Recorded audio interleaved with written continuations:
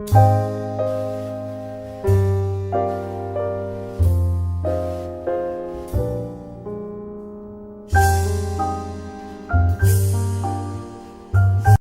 meet a new acquaintance, and as you go to shake hands after introducing yourself, you suddenly realize, wait, I already forgot their name.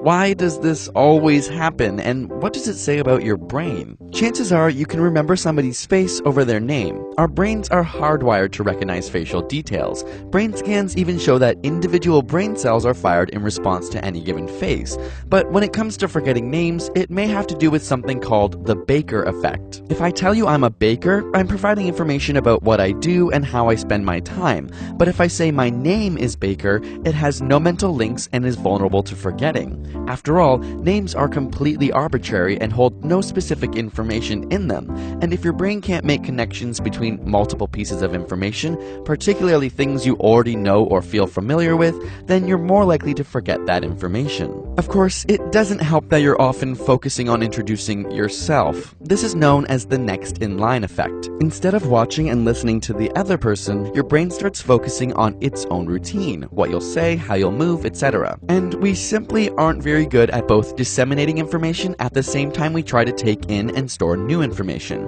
Our brains have both short-term and long-term memory, but the short-term memory, or sometimes called working memory, can only hold so much information, and if you don't focus on it, it fades away quickly. Finally, other research suggests that, drumroll, you may just not care. Honestly, you may be at a party in which you'll never see this person again, or just generally uninterested in forming a new relationship. Simply put, the more interest you have in something, the more likely your brain is to make new connections. As a result, people who enjoy making new relationships are tuned in and focused, and barely feel as if their memory is being used or tested.